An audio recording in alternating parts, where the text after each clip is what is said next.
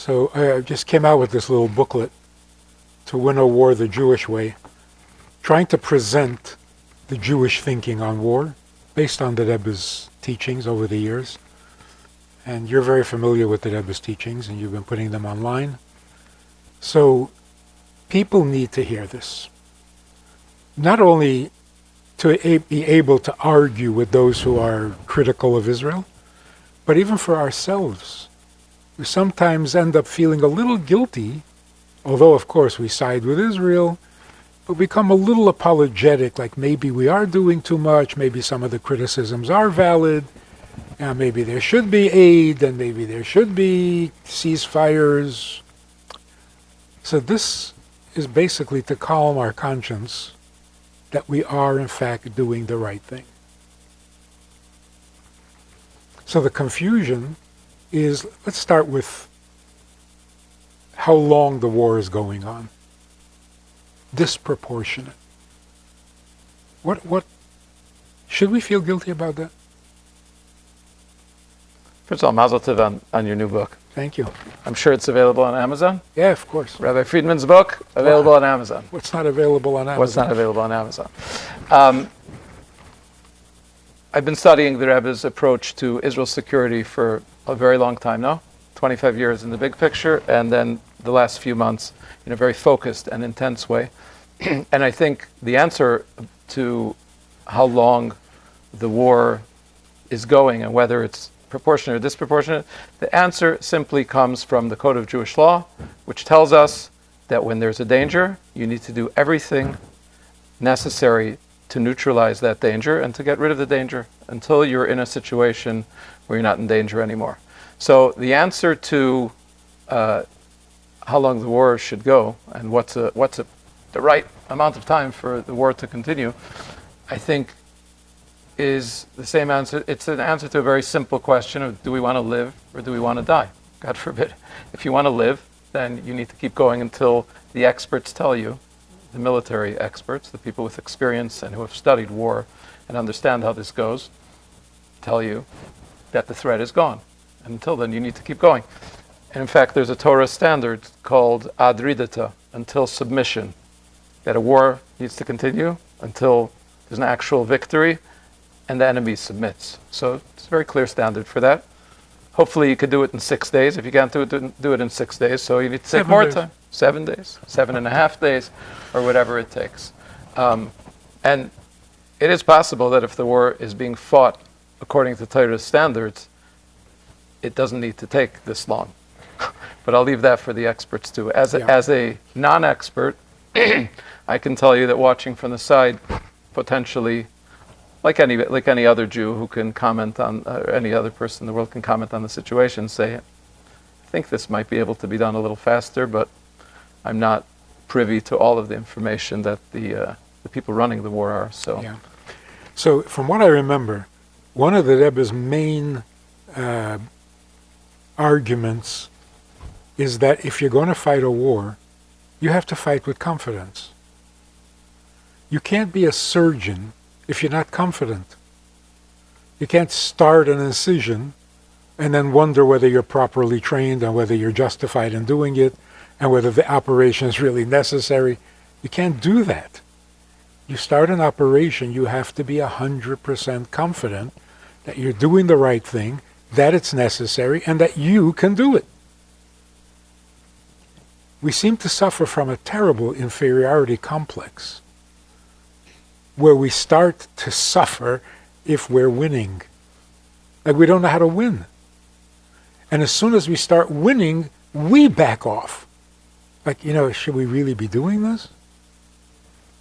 So, in the book, I say that proportionality is not measured against what the enemy did. Proportional should be towards the pursuit of peace. How much does it take to get to peace? That's proportionate, because the objective is peace or submission, right? Surrender. So if you can bring peace by killing one person, then you shouldn't kill two. That's moral.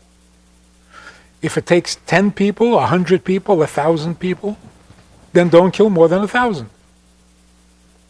But you have to achieve peace, otherwise why'd you start a war? In fact, if it takes killing 2,000 people before the enemy will surrender, and you've killed 1,000, and you're starting to feel, it's too much, and you want to call a ceasefire, which has happened many times in Israel. If you call a ceasefire, and then you don't go back to the battle,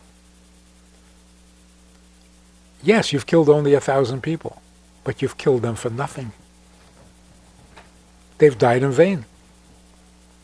So the objective is peace, and it's got to be proportionate to the peace, not to what the enemy did. It's not you kill one, I'll kill one, you kill another, I'll kill another. That way you never win a war. Two points that you made there. One is about proportionality and the number of people who are killed. And one of the really interesting things when one studies the Rebbe's approach to Israel's security, which is Torah's approach for Israel's security, the Rebbe is a spokesman for Torah. One of the really interesting things is to learn how compassionate Torah's approach is. You know, if you say at the end of the Yom Kippur War, you must take Damascus, you must conquer the capital, or you haven't finished the war, you could say, oh, that's barbaric, that's brutal. Or you can say, that's compassionate, because until you really have a clear, definitive ending where the entire populace of Cairo, Egypt, the Middle East knows we won, they lost, you're actually leading to more war. Many people don't know this, but there is I think the name of the museum is September 10th Museum in Cairo, and it's for their victorious Yom Kippur War. As far as the population of Egypt knows, they won the war. And they did beat us to a certain degree with the surprise attack. But the point is, if the military experts tell you this is the only way to finish this, then it is compassionate to finish it once and for all. And in fact, you're going to save many lives. World War II was the ending of World War I. World War I ended in a rail car, with the Versailles Treaty.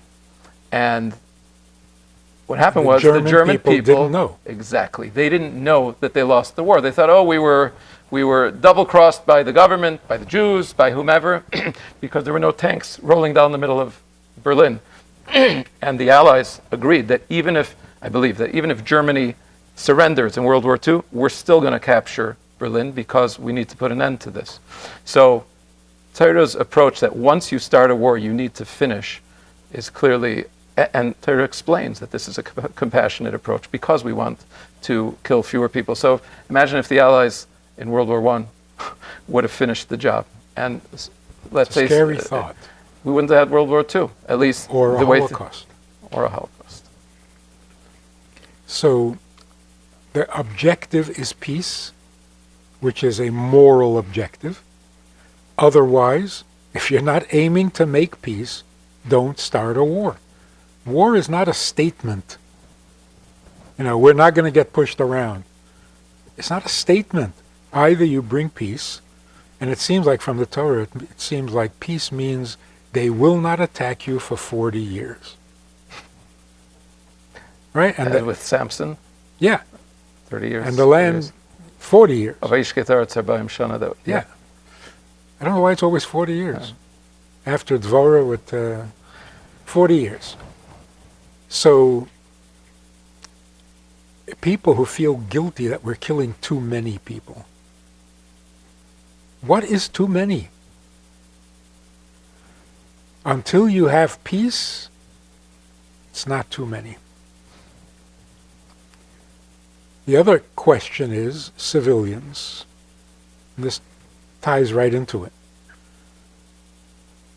The idea that you should not kill a civilian sounds really nice and moral and humane and thoughtful, but it is so childish and so dangerous and ends up being immoral.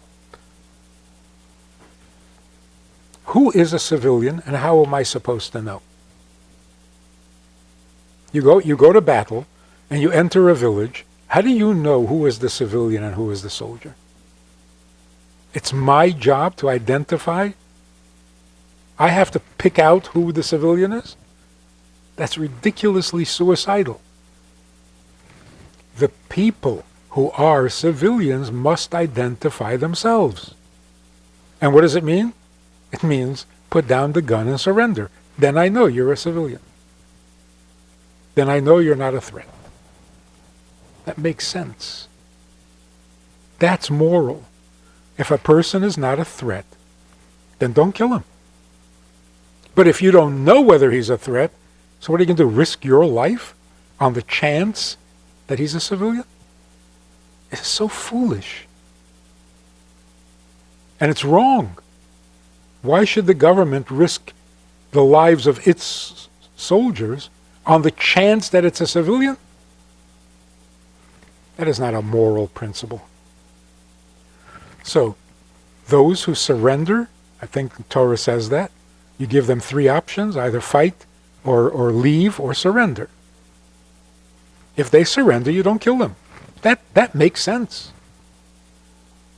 But it's up to them to identify themselves as civilians. So we should not feel guilty. You were speaking before about self-confidence to complete the job. Torah's entire approach, the Rebbe's entire approach to Israel's security, if you have to boil it down to one foundation, I believe, it's Jewish self-confidence. Confidence in ourselves, confidence in Hashem, the Torah, and the fact that the Torah is the one that dictates morals, justice, etc. You know, if you're going to go and get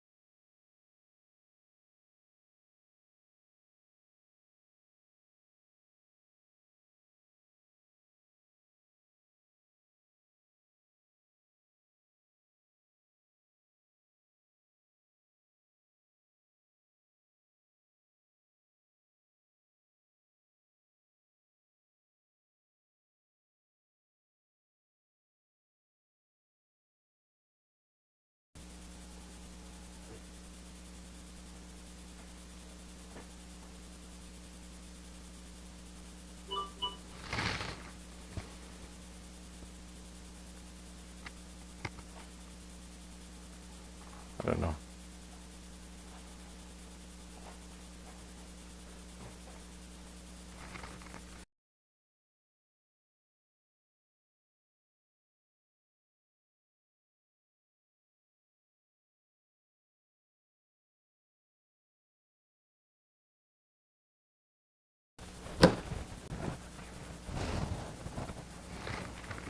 We were saying, confidence, Jewish confidence, one of the things the Rebbe decried again and again in his talks about Israel's security, and when he was saying that the path, many of the decisions that Israel's leaders, Israel's decision makers are making are going to lead to catastrophe, one of the things he repeated again and again and again was the lack of confidence, the lack of conviction and being subjecting ourselves to the standards of the world, to the standards to non-Jewish standards. And the Rebbe was a proud Jew, and the Rebbe teaches us to be proud Jews, confident with the knowledge that Torah is the ultimate morality. Once you have that starting point, you're able to reframe almost any situation and say, hang on a minute, What's so problematic about this situation, or what should I do here? The minute you have the foundations that Torah gives, you're in an entirely different place. And as I see it, it's very important to have those fundamentals, because today, because of what happened, so many people are in the same place. Finish till the end. Don't give away land. Many people across Revenge. the spectrum are saying the right thing. But if you don't have, or are saying the same things about what has to happen now, but if you do not have the foundations, then at some point you're probably going to go wrong. And this has happened again and again and again in Israel's history. Oftentimes, many of the people who are considered hawks, who are on the right on the political spectrum, have made the worst mistakes. Think of, we can name a few: Camp David, the beginning of the Oslo process, of course, the leaving Gush Katif. Those were done by people on the right who often sounded very similar to many of the things the Rebbe said, hawkish. So it's so important, even for those of us who think we understand what we should be doing, to understand why, to understand what is the fundamental principle here, and that way you can know that you're going to make the right choice. And since the beginning of the war, we've been approached by so many people who have said, what does the Rebbe say about fill in the blank, hostages? What does the Rebbe say about tunnels? What does the Rebbe say about hostages in tunnels? What does the Rebbe say about, a city full of terrorists and some are submitting? And each time we answer them, we say, listen, we can do the best we can based on the information you're giving us to tell you what the Rebbe says. And the people who were asking were often speaking to the decision makers in Israel. But what we keep telling them is, you need to understand the fundamental principle, and then you're not going to have to ask at every turn. So let's make it clear. The Rebbe was not saying we have a right to defend ourselves. That argument is so annoying. Yeah, in a schoolyard, and there's a bully, you have a right to defend yourself. What kind of argument is this? Where's the morality here? The Rebbe is talking about a much more principled approach. Yes, you don't have a right to defend yourself. You have an obligation. But that's not the point. The point is not self-defense. The point is morality. The victory of good over evil, the victory of right over wrong, the victory of light over darkness. So it's not Hamas.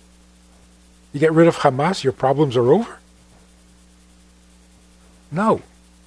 You get the hostages back, your problems are over? So it's got to be a much more comprehensive understanding of, what is war to begin with? Why does war exist? Anyone who says, the way life is now is not good enough, it's got to get better. We have to work towards tikkun olam. You've declared war. You've declared war on the status quo because it cannot be accepted as it is. It must become better. Okay, that's your war. And that's the purpose of life.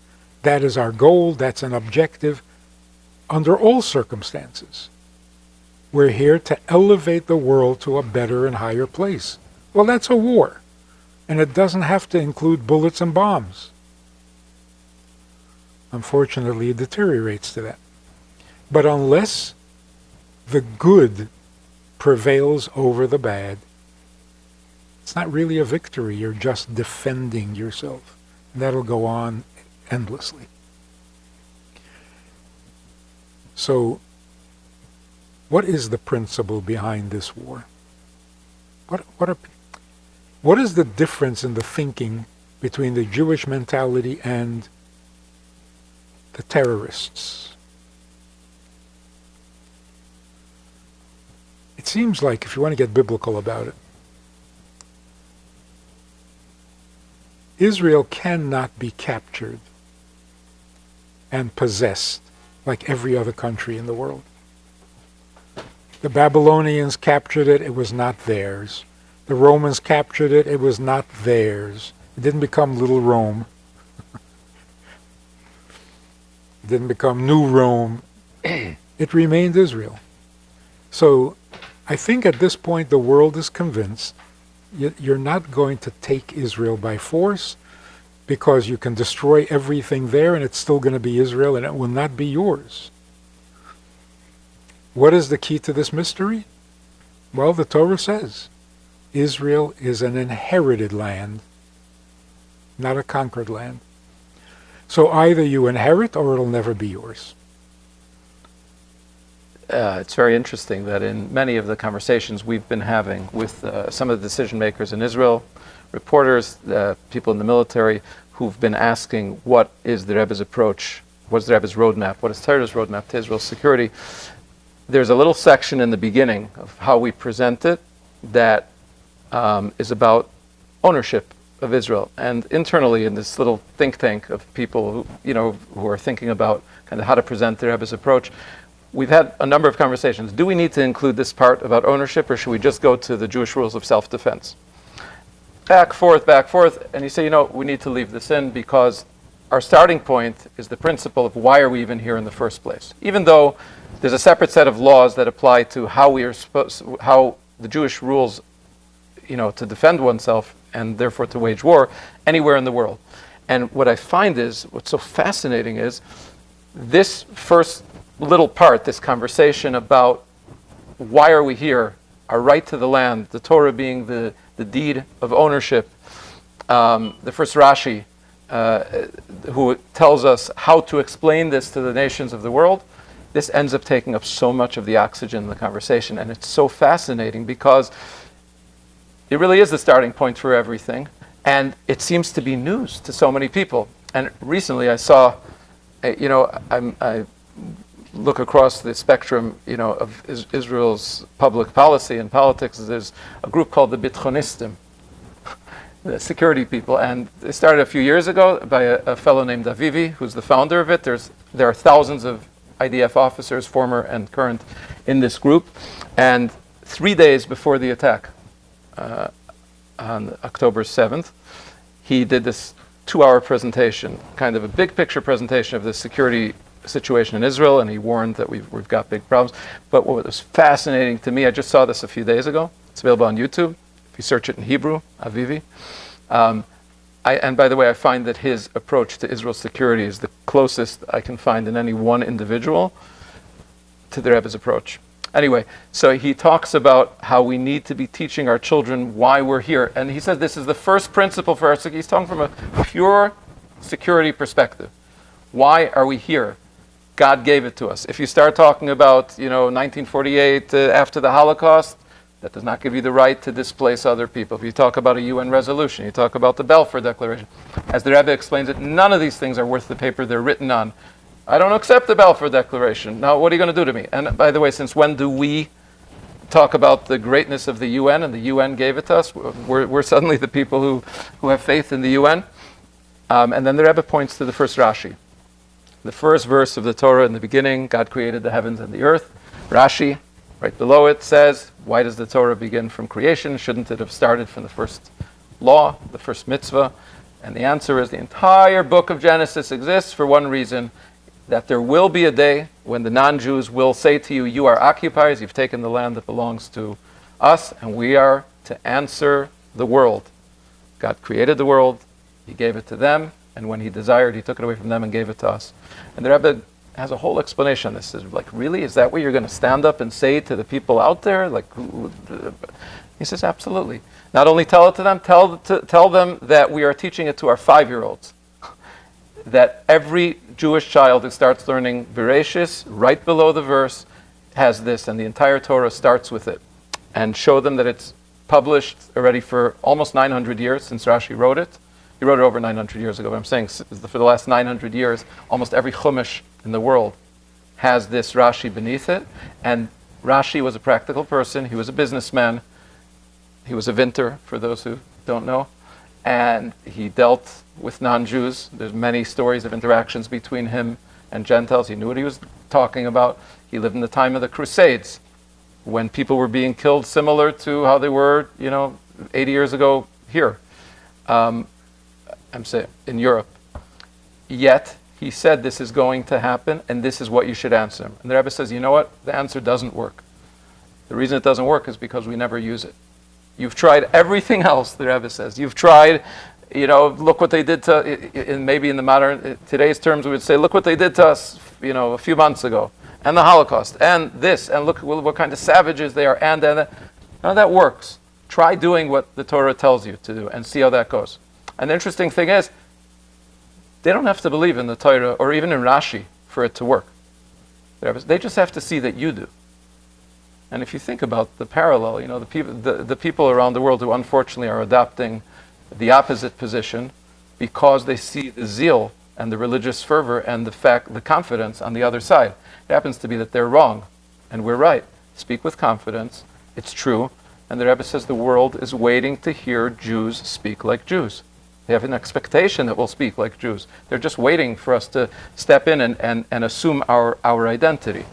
So the ownership of Israel that you mentioned is actually the keystone, the starting point for everything. If I know when I sit at a negotiating table, or when I'm dealing with the President of the United States or whatever, we've been here for 3,000 years. We're going to be here for another 3,000. We're not going anywhere. My job is to keep this precious gift that God gave us and pass it down to my children and my grandchildren and to all of our children and grandchildren, and I need to protect it.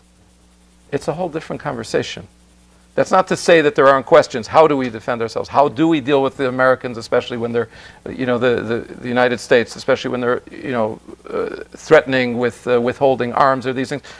The Rebbe actually deals with all of these things. There are 8 rules for how to handle the relationship with the United States. But the starting point needs to be, this land belongs to us because God gave it to us. And if I'm not mistaken, the Rebbe actually said, do we need a whole book of Torah, the entire book of Bereshit, just to answer someone who will bring a false claim? And the Rebbe said, no, it's because the Jew might believe the false claim and feel guilty. So it's interesting. No other country, no other nation that conquered a country needed an entire book of the Bible to tell them that they're right. And yet they're sure they're right. We have an entire book that tells us we're right, and we still are not confident that we're right. Listen, the damage of 2,000 years of abuse is not easily cured. The Rebbe worked very hard at curing us of that damage and giving us back a little of our confidence. So, if we go with that awareness, and we have to, because otherwise we don't understand what we're dealing with. Like, why are the Muslims, the extremists, why are they so unreasonable? We offered them parts of Israel. We offered them their own state. We gave them Gaza. What is wrong? Question number 1. Question number 2. In all the years of negotiations in the White House, on the White House lawn, with the peace treaty, the peace movement, nothing ever works. Nothing happens. And why are they so callous about killing kids? Kidnapping babies, what is that? I know it's happened before in history, it's not shocking. But so callous. The answer is all one thing. They are convinced that they inherit the land. That explains everything. If the land is mine by inheritance because I am a descendant of Abraham, you can't give me the land. That's an insult. And I don't have to take it by conquering it. It's mine already because I inherit it.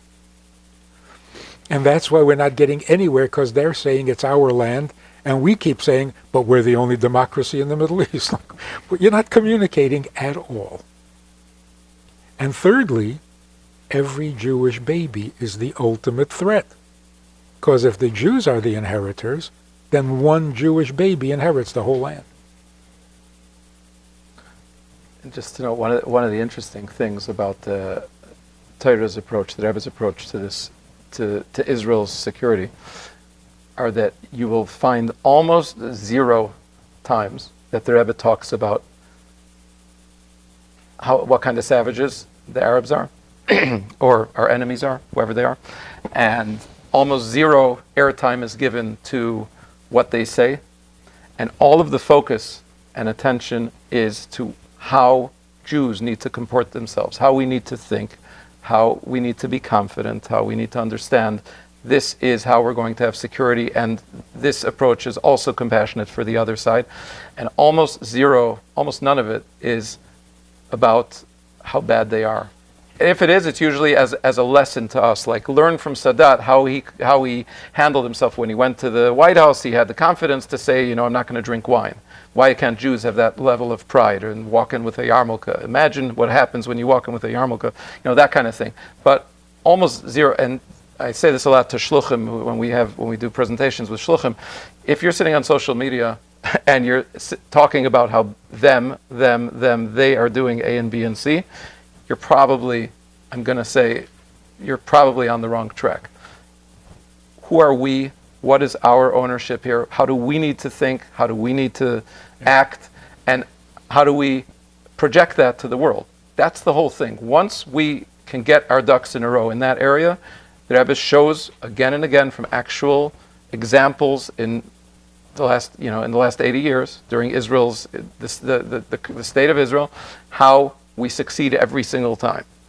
So I think the focus needs to be inward and at our own understanding and confidence, and then we can project it outwards. So are we the inheritors? That's really the bottom line. Not are we the conquerors, not are we the ones who were gifted the land by the League of Nations. Do we inherit this land? Because they're claiming that they inherit it. Can you respond to that? Or are you going to say, I'm a democracy? Or we have a right to defend ourselves? You're not communicating. And much of it comes from Europe. We're used to fighting European anti-Semitism, which is Esav, not Ishmael. It's a completely different thing. Esav is a fighter. He lives by the sword. He doesn't care if he inherits the land.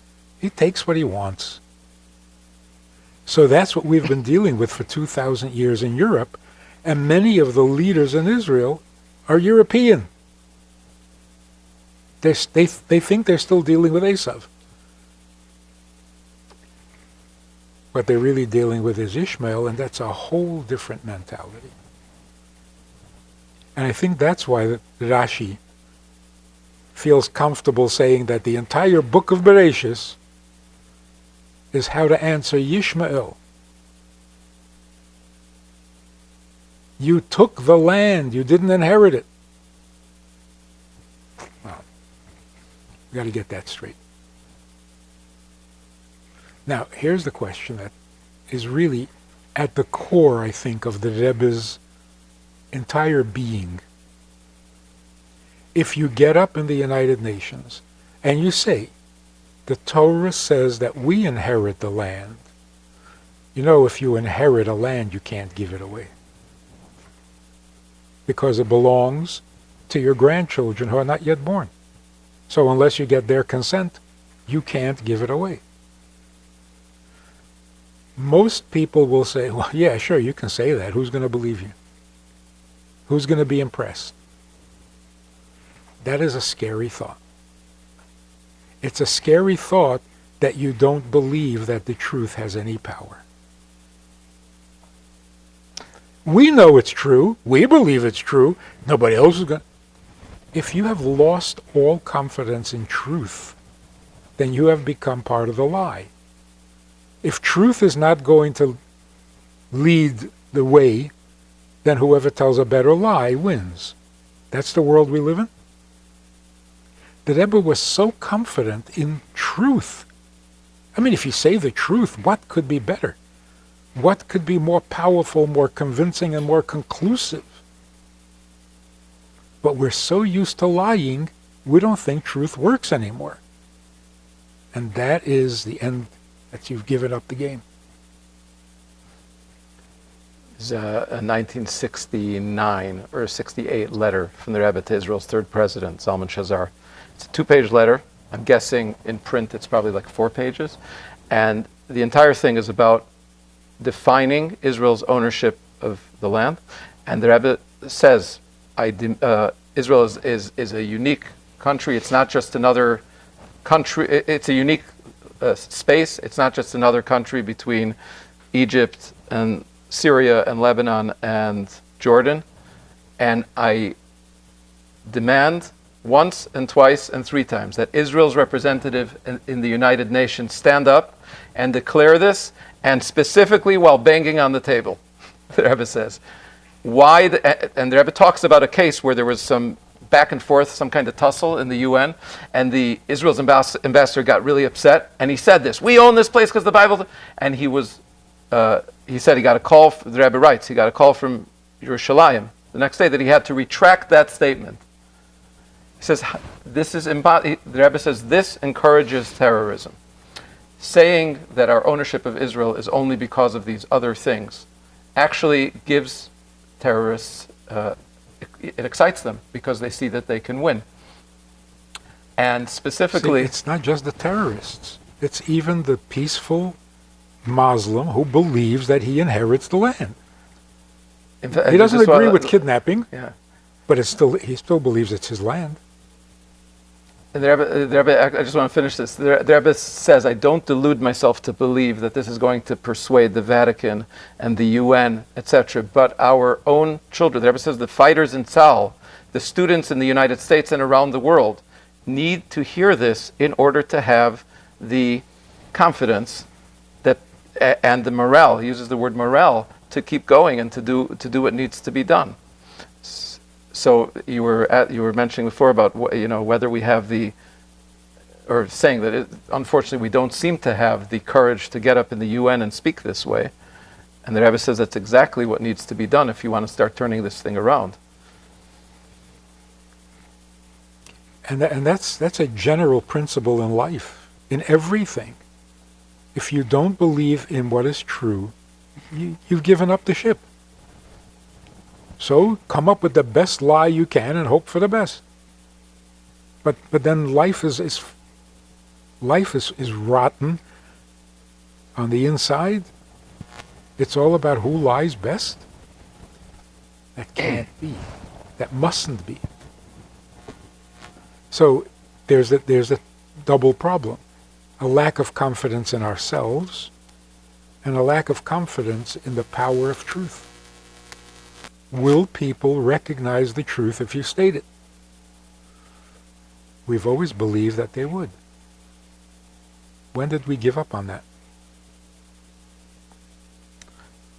Since our topic here is the Rebbe is the kind of the center of our conversation, I think the Rebbe's life is the life story as a whole is the greatest proof that ultimately standing up for the truth and what's right wins the day.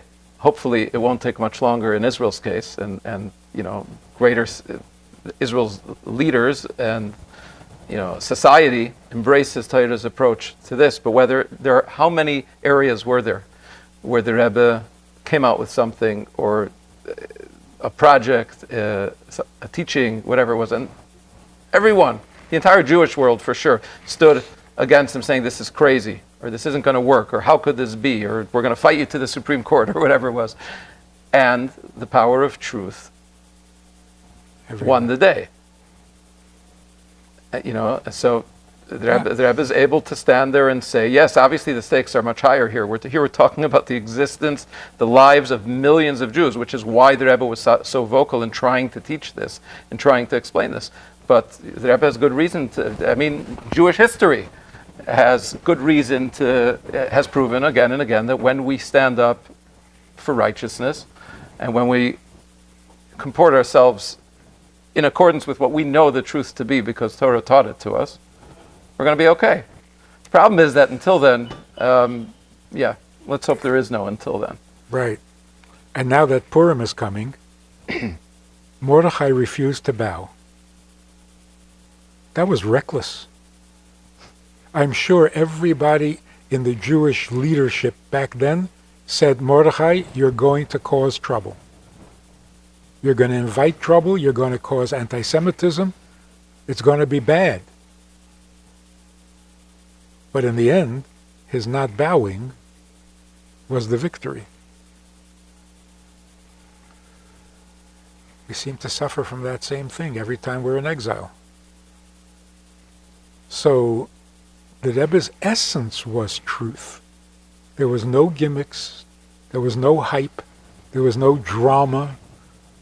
The Rebbe spoke the truth. And that's all he did. That was his power. I was talking to this man who is running the project of getting a moment of silence at the beginning of the day in public school. The Rebbe pushed that so hard for years. And everybody said, well, nobody's going to want to do it. And what's a minute anyway? What's it going to do? How? This guy is reporting such incredible results. He's getting other countries across the ocean asking, how do you do this? But the word is out. A minute of silence in a public school changes the atmosphere, the morale, the attendance, the grades. A moment of silence. You would know those talks well. For those who don't know, Rebbe Friedman was the live simultaneous translator when the Rebbe's Farbrengen's Rebbe's public addresses were broadcast live via satellite. You had the very difficult and amazing job of translating the Rebbe live, not knowing where he's going with this. And so many of those, because they were for the wider public, including a universal audience, the Rebbe addresses this point about moment of silence. And there's something, to me, fascinating in watching these videos all these years later. There are few topics where the Rebbe gets as passionate as he does, and now everyone can see it. Obviously, Israel's security is, number one. When the Rebbe talks about it, the passion, the frustration, the pain, trying to telegraph that this is going to end in disaster unless we change course. But very closely connected to that is the United States of America and this church and state and how that all works. The sense of a higher morality, if society is going to make it through, and moment of silence also. And we can see how all three of those things are directly connected to one another. The place of the United States in the world, our role, universalism, isolationism versus aiding our allies. The allies of the United States of America influencing the world, and the United States' unique role. All those things, how directly connected they are. And the Rebbe, he sees it clearly, and you can hear in his voice, and you can see it when you look back, that he is channeling this frustration of seeing then what we're seeing now. Somebody listening to the Rebbe about the moment of silence said, I don't understand. The Rebbe is so passionate. None of his Hasidim send their kids to public school. Why is he concerned? It's not his problem. And that's true. He was concerned with the morality of the issue. And it is so powerful. It is so powerful. You have all these marchers, pro-Hamas, pro-Palestine, pro-whatever, taking to the streets, getting violent. You really can't blame them. What were they raised with? Who taught them morality? How are they supposed to understand right from wrong? Schools don't teach it. Now schools are teaching immorality. With the gender problems and the craziness that's going on. The universities and the presidents of the universities are the most immoral people. Somebody said the biggest victims of this whole war were university presidents. If there's no morality coming out of the university, and there's no morality coming out of religion, because religion seems to be a part of the problem here, where is morality coming from? From the Geneva Conference? Who taught them morality? But particularly today's youth. They're raised on violent games and vulgar lifestyle. How are they supposed to know right from wrong? And yet they have this arrogance as if they're so sure. You mentioned Purim before, so I just want to share something because we're coming up on Purim. About a year ago, a senior person in Israel's Defense Department sent me in the middle of nowhere, like one fine, winter day, sent me a scan of a letter he got from the Rebbe. It's dated Machrat Purim Yerushalayim, the day after Purim Yerushalayim, which means the day after Shushan Purim, but there's no year. Okay, it's a one-page typed letter.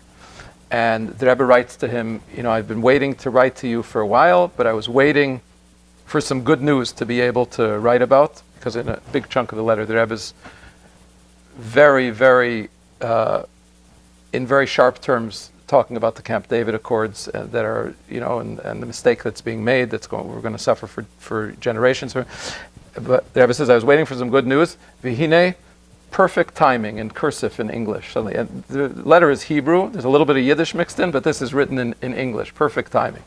And the Rebbe goes on to say, there's no year on it, so it took days for us to figure out what's going on over here, what all the pieces are, but we figured it out. The United States had signed on to an anti-Israel proclamation in the UN Security Council. It was a very rare thing. It was very anti-Israel, and the Carter administration had signed on. It turns out it was 1980, I believe. And the Rebbe writes, 2 miracles happened. One was the Jews, nikalu v'amdu al nafsham, the Jews stood up for themselves, unlike the usual. And there was a clear message from Yerushalayim that there was no two ways about it, that we were standing up for ourselves. That's miracle number 1, because essentially we very rarely do that. And number 2 was the leader of the greatest superpower in the world made an about face and retracted what happened. What went on over here? After the UN Council proclamation was put out, there was tremendous criticism. Jimmy Carter was running for office. It was an election, I think, a year later. And he was lambasted for turning on Israel, and he basically threw his Secretary of State, Vance, under the bus. And he said, this was a mistake, I never gave permission to do this, it wasn't even supposed to include Jerusalem. And what Israel did in reaction, though, to this was they made a statement that we're going to be, I think, settling more parts of Yerushalayim, whole thing. So the Rebbe says there were 2 miracles, but the outcome was a natural one, was the obvious outcome of finally standing up for ourselves. What was the proclamation? It was against Israel for just condemning the settlements and Yerushalayim and Hebron. You can look it up. It's a UN. It's March 10th, I think, 1980, if I recall correctly. Was the date of the proclamation on Purim, or maybe a day earlier. And the Knesset, in one voice, for a rare, for a change, really put out something very strong, that I think they were inviting proposals to actually build in Yerushalayim and in the settlements.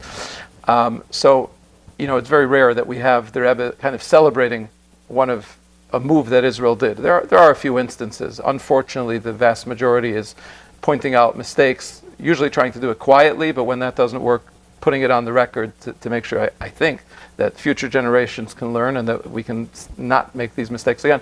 But the Rebbe talks about the not bowing down, and Jews having some pride, and how that connects directly to Mordechai's, the way Mordechai conducted himself, and how that led to the victory.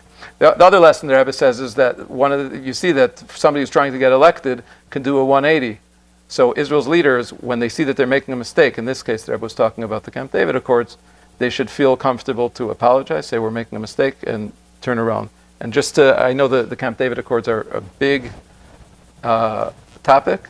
The Rebbe was clearly against it, and just in shorthand, one of the things I want to point out is if Israel would be getting the $12 billion per year from the oil fields in the Sinai, would we be in the same place we are today vis-a-vis the pressure or the self-put pressure from the United States? The oil fields that they gave away. Yeah, the oil fields that were in the Sinai that were given away as part of the Camp David Accords, amongst many other things, the 2,000 Egyptian tanks facing our way, etc.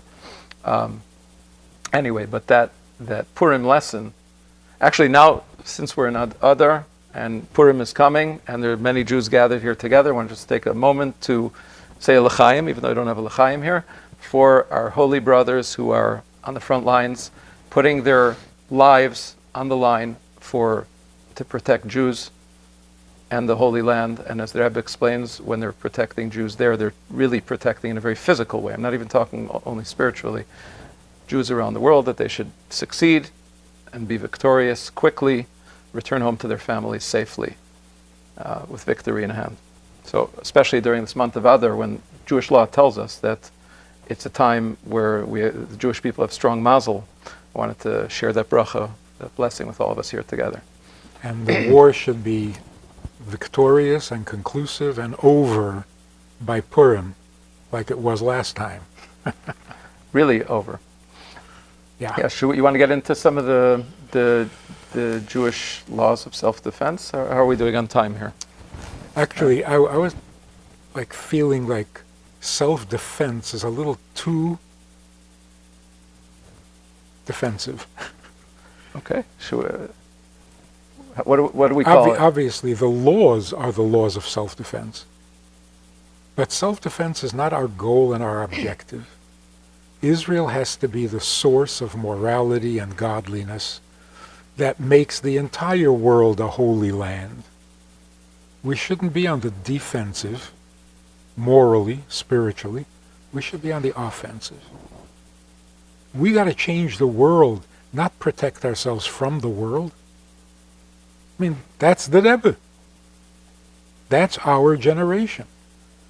We're not defensive anymore. The world needs help more than we do. So we're not the ones who are really in trouble. The world is in serious trouble. I mean, you can't send your kid to a college, you can't send your kid to a public school. The world is in trouble. So we got to go on the offensive, ki mitzia in teisei Torah, and we have to start becoming a light to the nations because we're the last hope. So maybe we should even change the name of the army. Stop being so defensive. We're the teachers of the world, and the world desperately needs to be taught. If we don't teach, it's all over.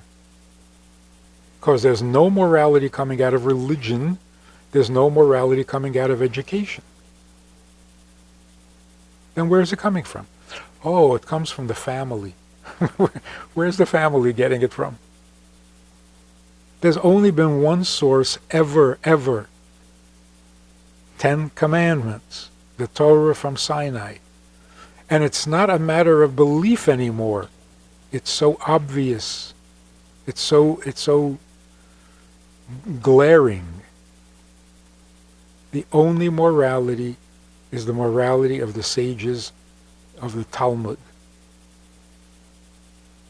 You can interpret scripture 1,000 different ways. What's the right way? Our sages told us. And that's the only morality that has ever existed. It was borrowed by others, which is good, but they didn't take the whole thing. They chose bits and pieces. America was founded on the 10 Commandments, on the Old Testament. And now that Americans don't remember the 10 Commandments, look at the shape we're in. Afraid to walk the streets, afraid to take a subway.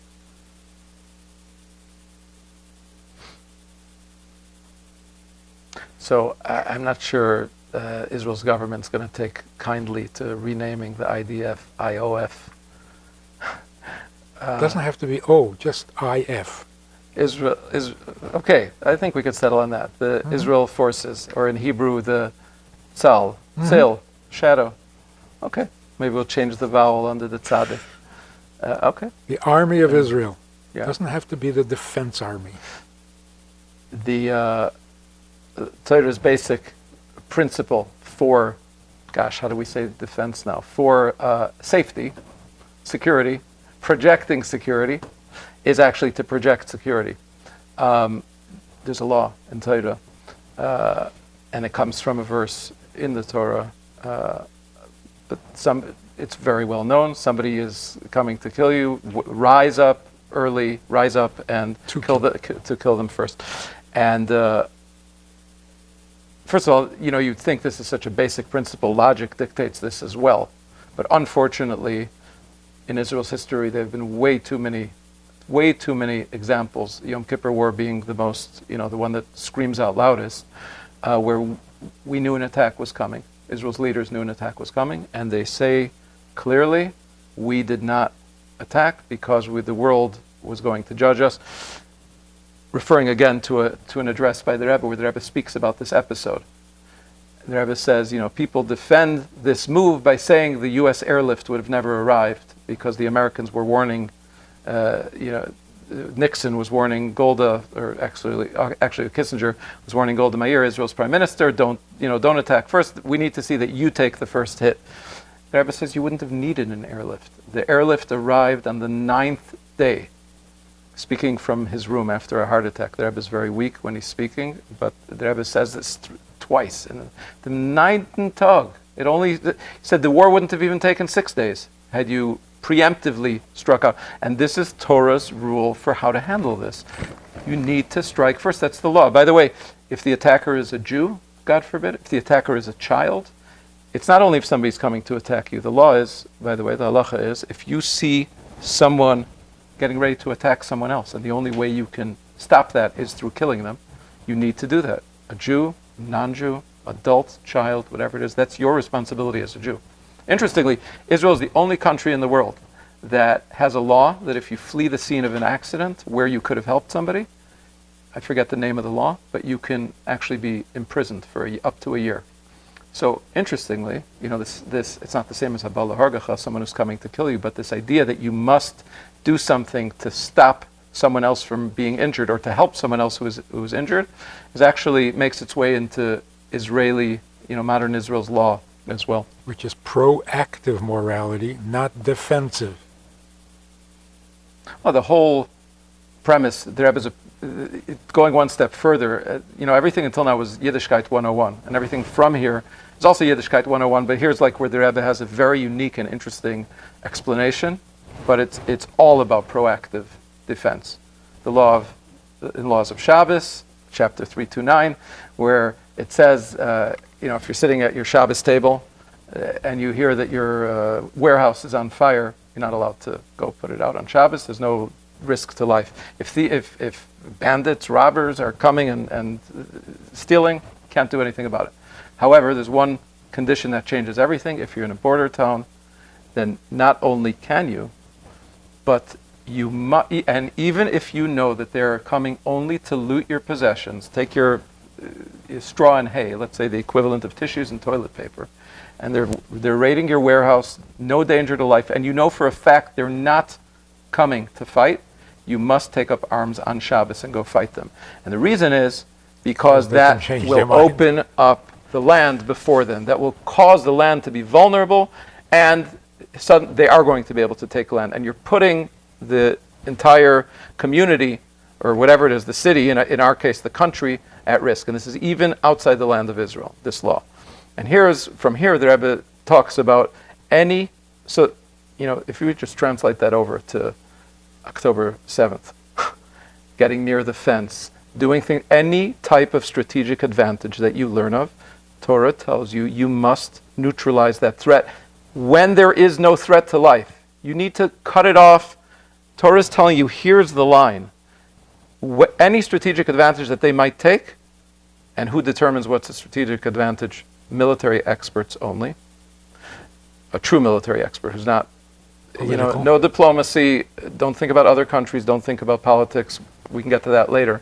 But the line is here, and you need to know that you're not allowed to let them cross this line, even to the extent of you taking up arms to fight that. So you mentioned proactive defense or proactive, what are we calling it? Proactive forces.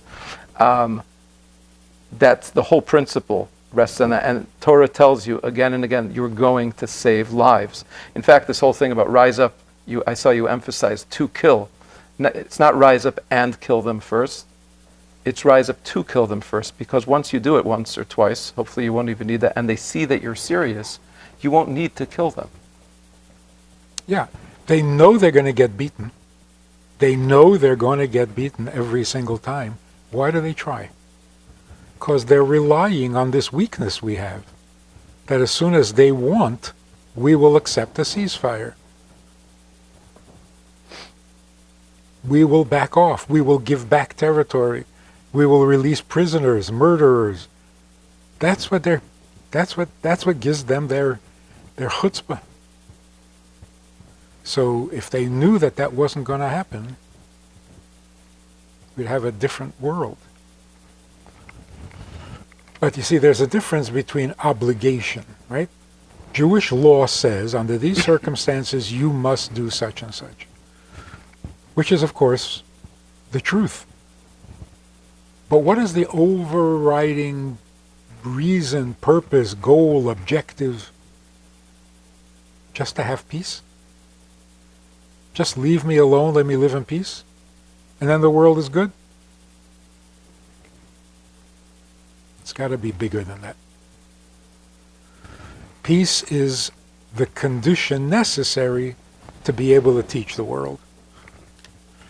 If we have peace, then we can turn our attention to the real goal. That the little tiny piece of geography that is the Holy Land must become the entire world. You can't have one tiny Holy Land and the rest of the world not.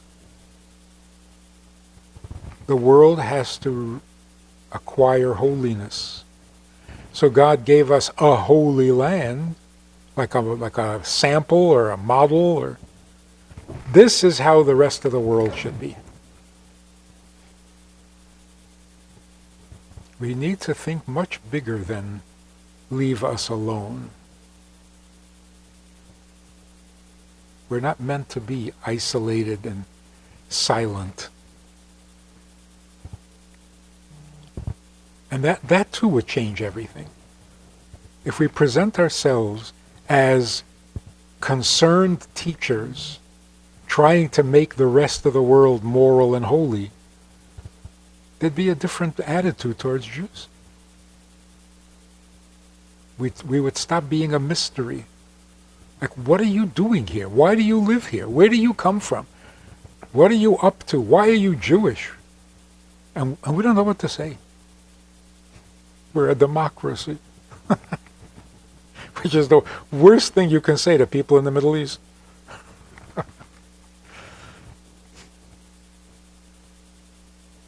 Yeah.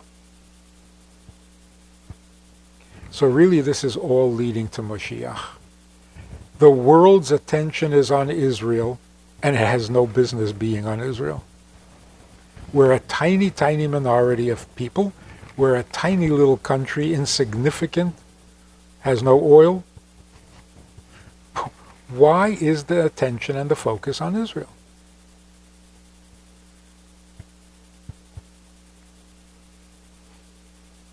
God keeps giving us the microphone because we're supposed to say something to the world. This is like, this whole war was just to get your attention. Okay, now we got their attention. What are we saying? What are we modeling?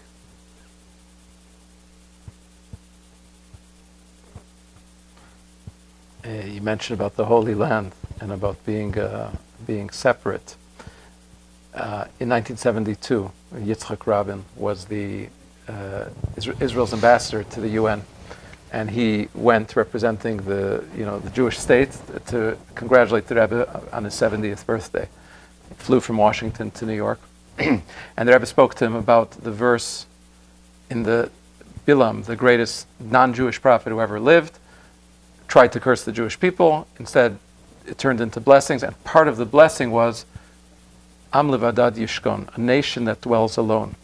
And the Rebbe discussed with Ambassador Rabin. First, he asked him if he feels lonely, if he feels alone as Israel's ambassador to the UN. And then, the way Rabin retells it, he tried to explain to me, the Rebbe explained to him, how the fact that the Jewish people are a nation that dwells alone is a blessing rather than a curse, and how it's by choice and not only by force.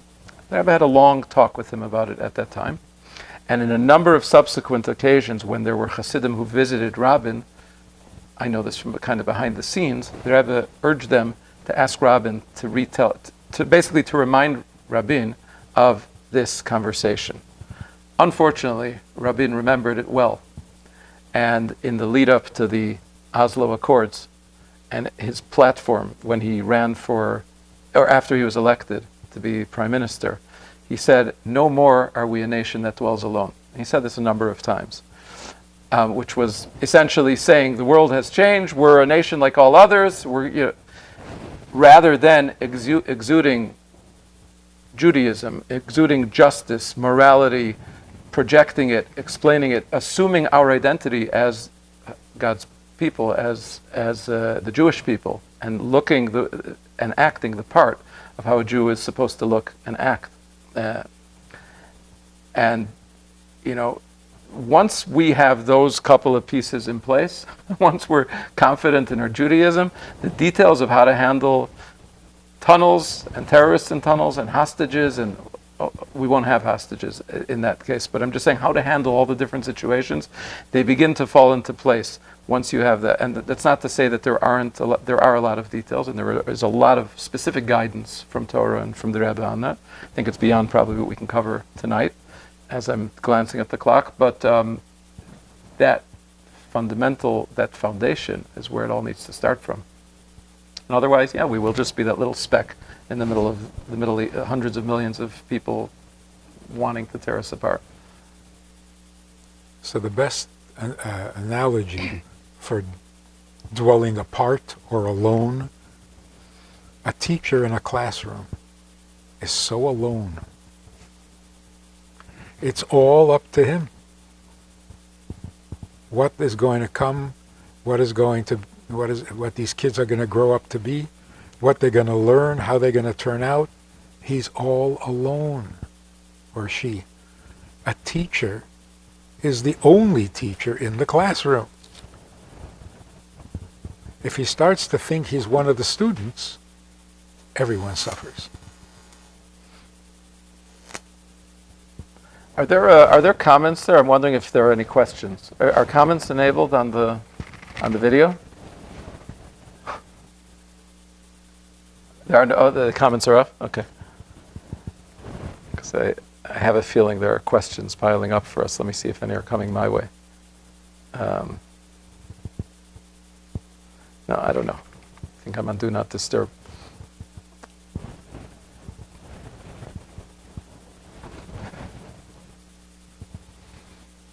So the bottom line is, we need to heal from the 2,000 years of damage, not only for our own sake and defense, but because the world needs the teachings and the knowledge of Torah, which we have preserved diligently, paid a very large price for keeping Torah in its authentic, original understanding and meaning.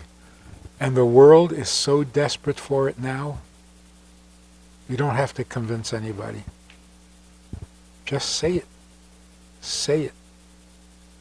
Say it with confidence that truth will light our way and will show us the path that we should walk in.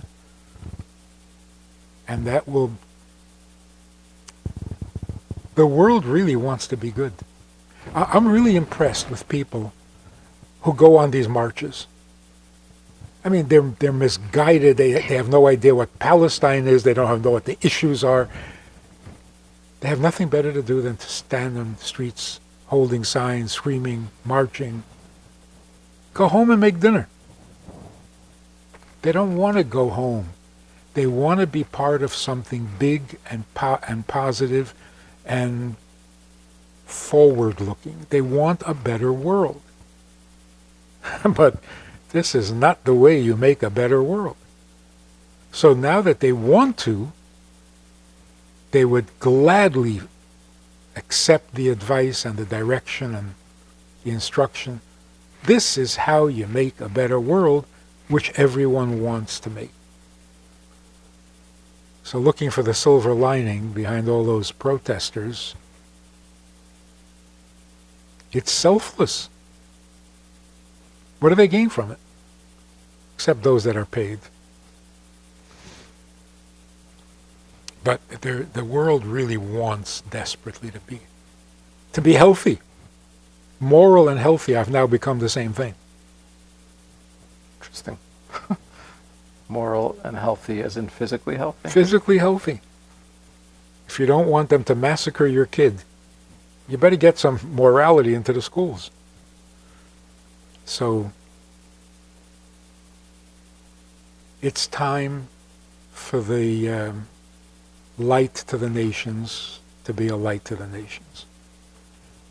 And a teacher without confidence will be devoured by the students.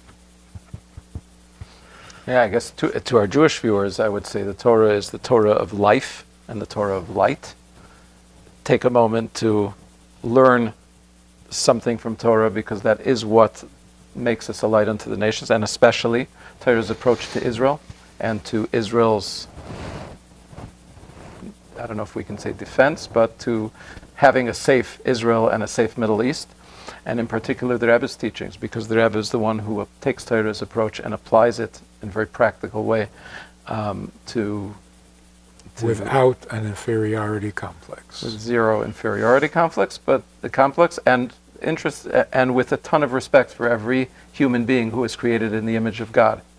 Very important to understand this distinction. We touched on it before, but maybe just as we're wrapping up here, the distinction of Torah's actual approach and how it differs from so many who say similar things on the right. You know, you'd probably say on the right, you would think that Torah is kind of on the right and kind of bunch everything there together, strong on defense and all these things. But Torah's approach is one with the ultimate compassion and respect. Learn the Torah's position, and you might be, you will certainly be enlightened, and your path will be illuminated.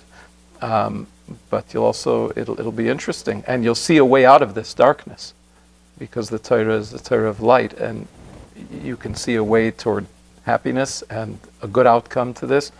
And if 2,000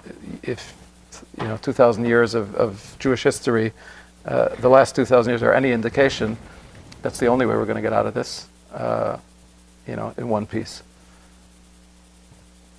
Now's the time. This is the month. Okay. Be Mordechais. We all need to be Mordechais. The world will benefit vastly from it, and we will have a vastly better world, which is what we all want. Thank you. Night. You know, when you get old, sitting also hurts. How would you know? How would you know it happened?